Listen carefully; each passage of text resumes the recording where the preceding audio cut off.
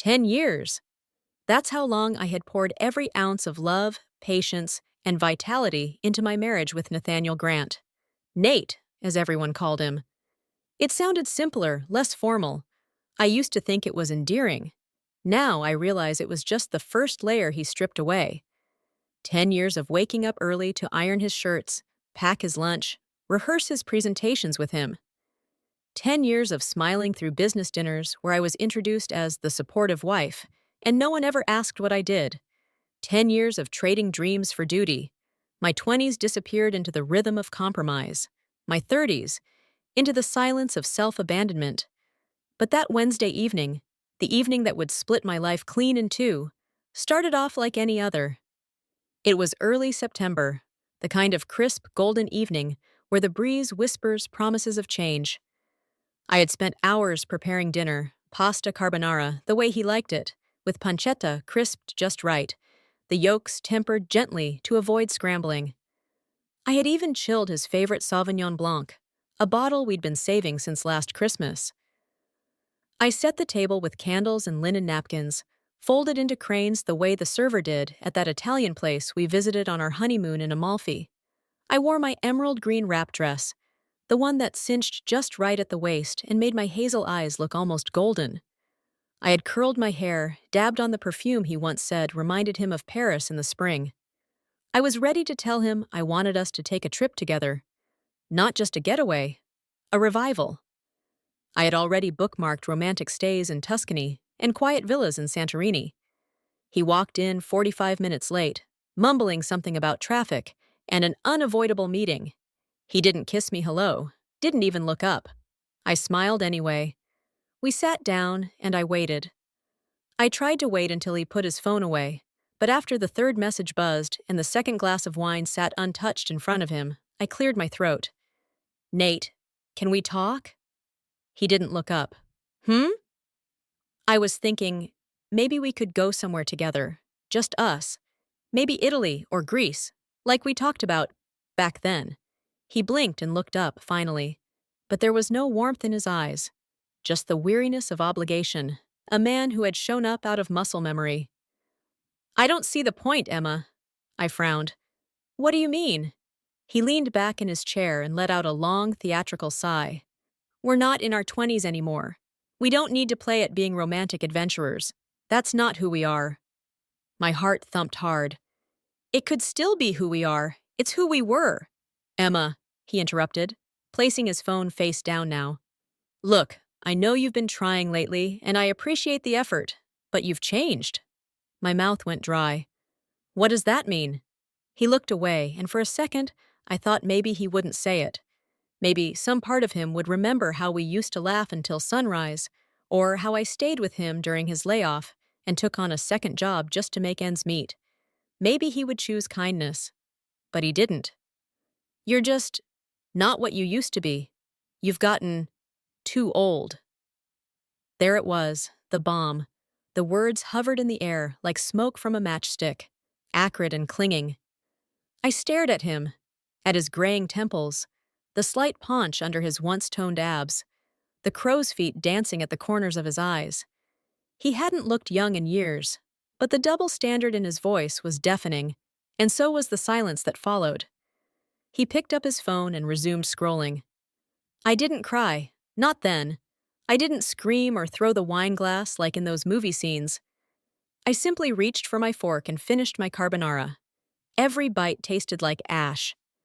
I cleared the plates, washed the dishes, blew out the candles, one by one, like extinguishing the hope that had flickered for a decade.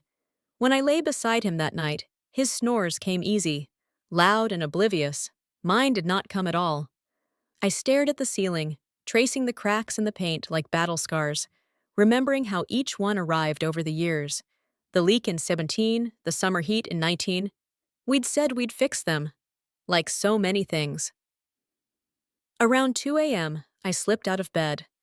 My bare feet padded quietly through the hallway, across the living room, down into the garage. I pulled open an old storage cabinet and rummaged past boxes labeled Christmas and Taxes 2013 until I found it. A box marked in red Sharpie, "Emma, College Days." Inside were the fragments of the woman I had once been, photos from Rome, where I spent a semester sketching fountains and writing poetry, my first sketchbook, a concert ticket from a road trip I took with my best friend, Sarah, the manuscript of a short story I wrote in senior year that won second place in a state competition.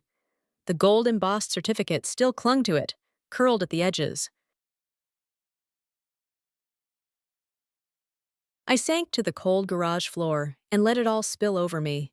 The laughter in those photographs, the hunger in my old journal entries, the wide-eyed version of myself who had once believed that love would be the safest place in the world. I sat there until the first sliver of dawn pierced through the garage window, painting the boxes in pale orange light. I didn't cry for Nate. I cried for me. And then, I reached for a notepad from the shelf and made a list. Not of revenge, not of pain, but of resurrection. 2 weeks passed. 2 quiet, meticulous, calculating weeks. Nate didn't notice the difference. Not really. That was the first revelation. How easy it was to fade in a marriage. How invisibility could become so normalized that your presence, or absence, made no difference. He still came home late, still dropped his jacket on the couch, and left his socks wherever gravity betrayed them. Still mumbled thanks when I handed him his coffee in the morning, barely glancing up as he scrolled through his phone. What he didn't notice was that I'd stopped ironing his shirts, stopped packing his lunch, stopped offering reminders for his meetings. He thought I was just in a mood. He probably thought it was hormones or age. But what I was really doing was waking up. Each morning, I rose before dawn, pulled on a hoodie and sneakers, and jogged through the neighborhood park. The air was crisp, invigorating. I'd forgotten what a sunrise felt like, on skin not numbed by routine. I started journaling again, right after those jogs, scribbling pages and pages, not about him, but about me. My voice, my thoughts, my hunger. Not for food or affection, but for something deeper. Recognition. Of myself. Then, on a rainy Thursday, I opened my laptop and typed creative writing workshops near me.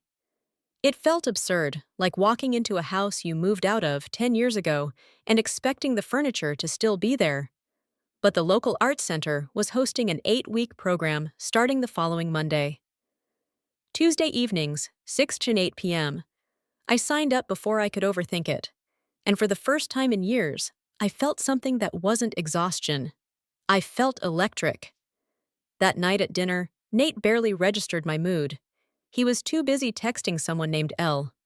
I noticed how he smiled at the screen, the way he tilted it just enough to keep it out of my line of sight. I didn't ask. Not yet. Instead, I smiled at him like I had something delicious hidden behind my lips. Because I did. On Monday evening, I left a reheated lasagna in the fridge and told him I'd be out with friends. No explanation. He grunted, eyes on the TV. Cool. Tell Susan I said hey. Susan was our neighbor. He wasn't even trying. Good. Let him believe I was just another woman clinging to wine nights and gossip. But when I stepped into that writing class, a quiet room filled with strangers and steaming coffee cups and the scent of old paperbacks, I felt the rush of returning home. The instructor was a warm, wild-eyed woman named Lorraine. She had calluses on her fingers and ink stains on her cuffs. The kind of woman who looked like she knew 1,000 secrets and would write each of them as a poem on your arm if you stood still long enough. We began with a prompt. Write the moment everything changed. My pen trembled, then it flew. I wrote about the carbonara, the candles, the phrase, "You're too old." I didn't cry.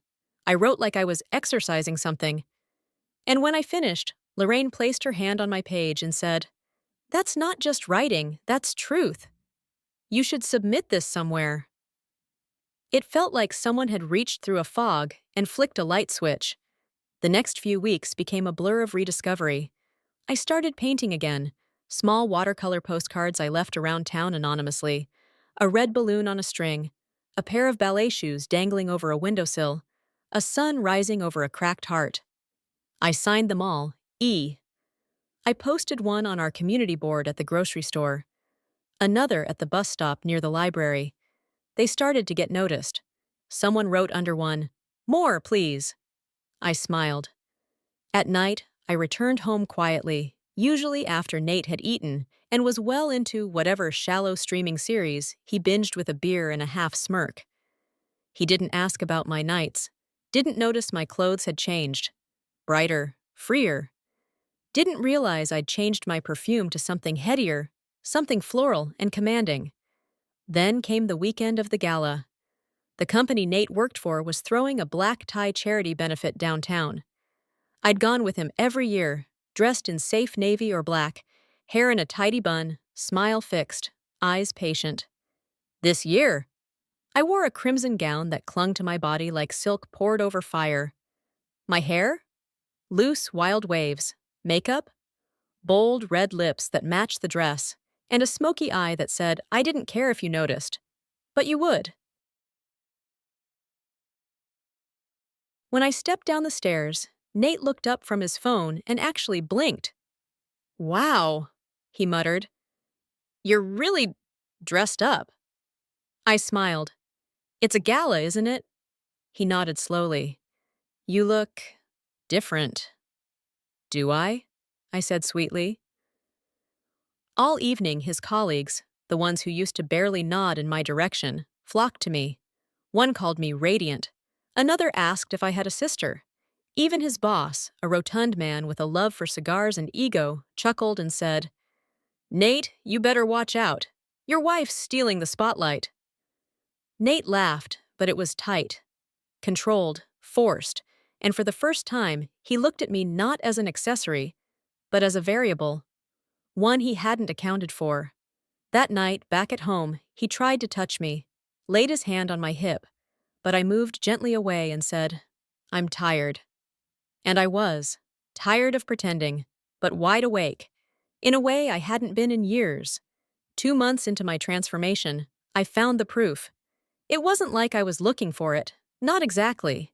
But when your gut whispers, day after day, it's not just your imagination, it becomes impossible to ignore. It started with his suit jacket. I was moving it off the couch where he'd dropped it after coming home late, again, when something small fell from the inside pocket. A folded slip of paper. A receipt. From a boutique hotel across town. One night, 2 guests. Champagne and strawberries. My hand trembled, not because I was shocked, but because I was finally done pretending. I'd suspected L wasn't a business contact. Not with the way he smiled at his phone, the way he'd started showering before work and spritzing on cologne he never wore for me. But seeing it in print, the room number, the timestamp, the handwriting on the receipt that read, "See you soon," Us Mustianski, it burned. Not because of the betrayal, because he thought I wouldn't find out, that I wouldn't matter enough to suspect, that I was too old, too soft, too safe to fight back. I slipped the receipt into a journal and zipped it shut. I didn't confront him. Not yet. Instead, I smiled more, laughed at his jokes, kissed his cheek when he left for late meetings. He started looking nervous. One evening over dinner, I looked him in the eyes and said, "Do you think I've changed?" He blinked. "What do you mean?" "I mean, lately. Do I seem different to you?" He chewed slowly, then shrugged. "You've been going out more, writing or whatever. It's good for you." I tilted my head. "You haven't asked what I've been writing." He waved his fork like it didn't matter. "I figured it's just journaling. You know, emotional stuff." I smiled. "Exactly, emotional stuff." In reality, I had started submitting my essays to online magazines. My latest one, titled "Wife on the Shelf: The Quiet Pain of Being Ignored," had been picked up by a major women's lifestyle site. The editor loved it. It was published under a pseudonym, E.M. Rowe. It went viral overnight. Women flooded the comments with their own stories. Abandonment, midlife invisibility, husbands who traded loyalty for fantasy. One comment read, "This isn't just a story, it's a war cry." Thank you. That night, while Nate snored beside me, I stared at the screen, tears in my eyes. Not from pain, from validation. I wasn't invisible, not anymore. A week later, I spotted her. The woman behind the L. It was after his client dinner, which ran late. Again. I waited in my car across the street from the hotel, and there she was. Tall, blonde, early 30s, red dress, legs like insecurity bait. She walked out laughing, phone in hand, and leaned in to kiss Nate goodbye like she'd done it a dozen times before. I took a picture. Just one. Then I drove home and made tea. Chamomile. I didn't need adrenaline. I needed clarity. It wasn't about revenge anymore. It was about reclaiming power. I remembered what Lorraine, my writing instructor, said in class one day.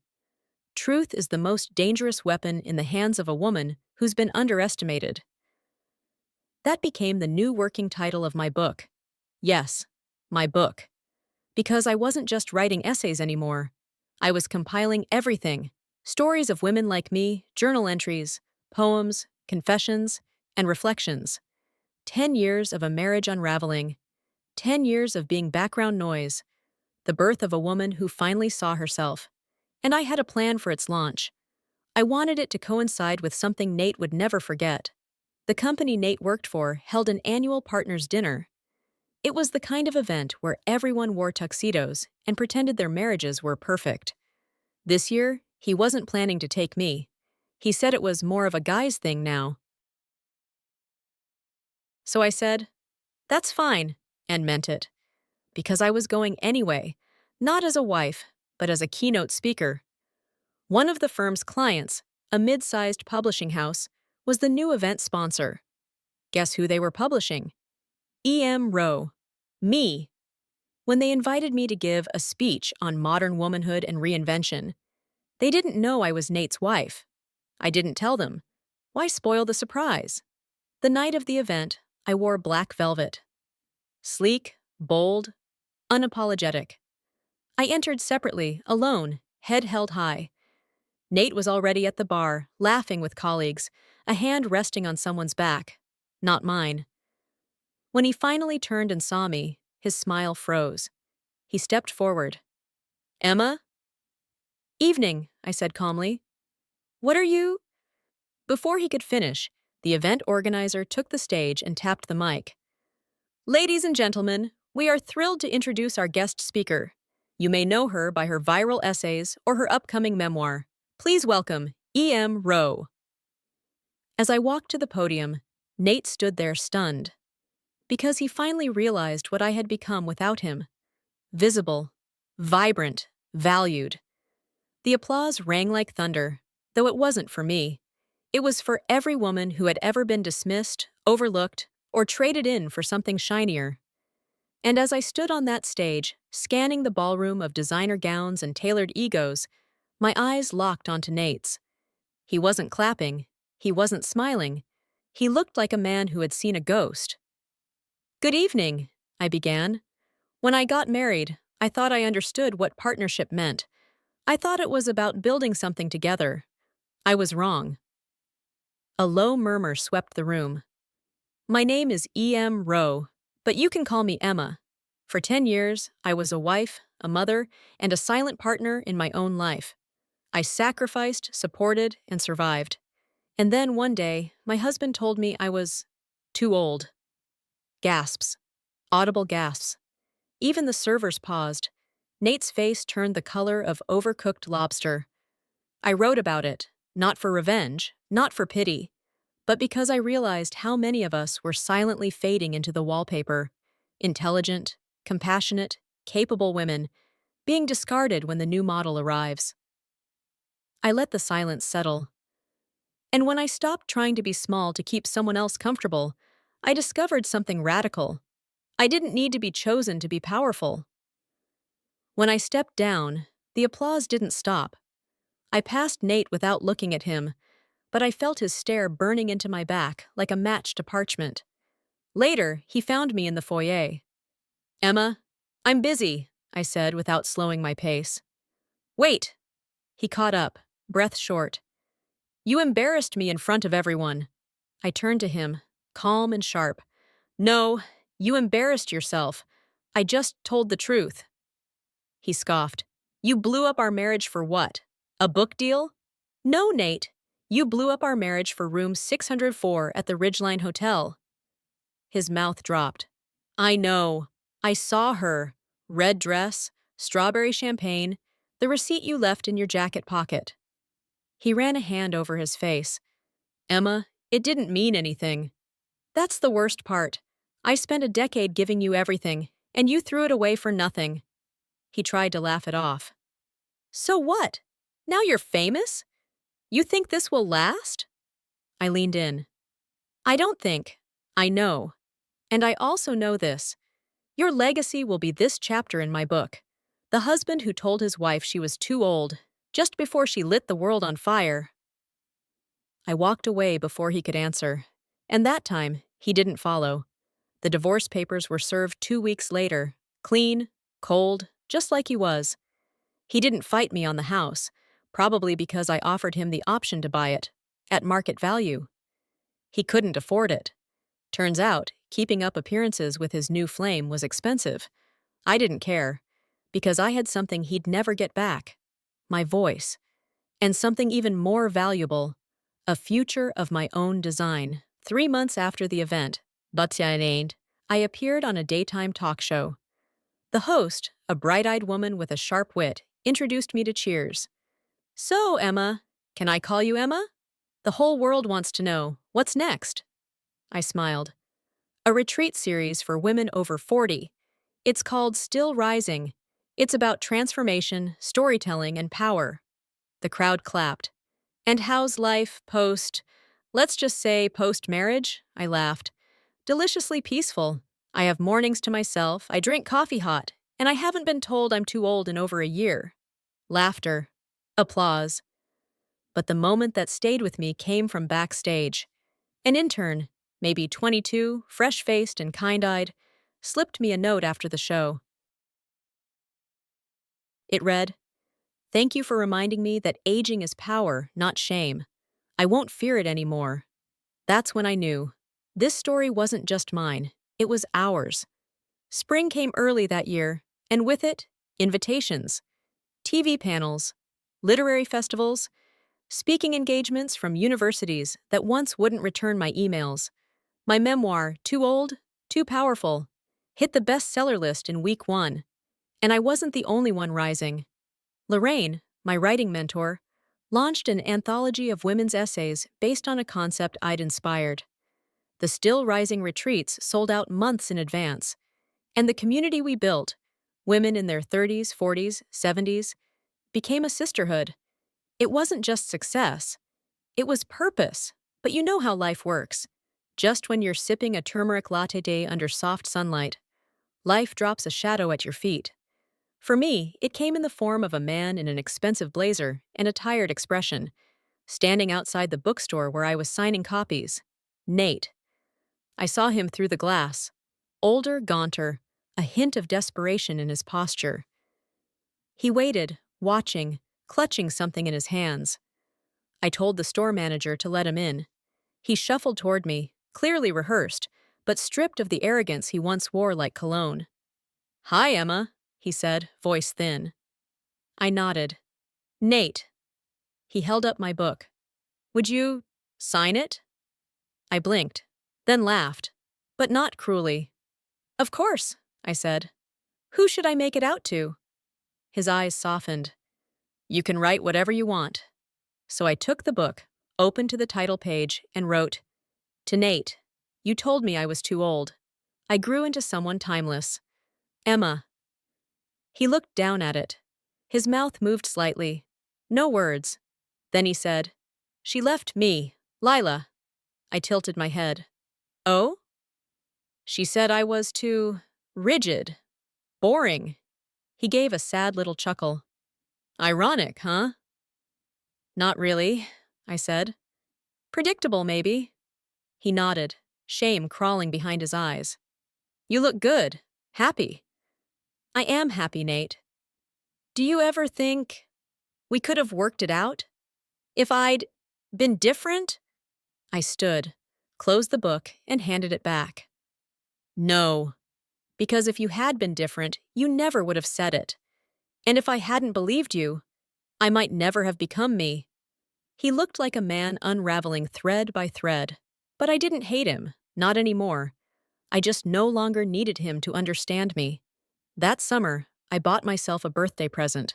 A silver Rolex, secondhand vintage. On the back, I had it engraved, "Too old is the start of the second act." On the anniversary of the book's launch, I stood in front of a packed ballroom of readers, survivors, and creators. Some people say reinvention is the best revenge, I said. But I think freedom is the best revenge. And peace, and joy. And never again asking for permission to matter. That night, I danced with friends until my heels hurt and my face ached from smiling. I didn't need a partner. I had power.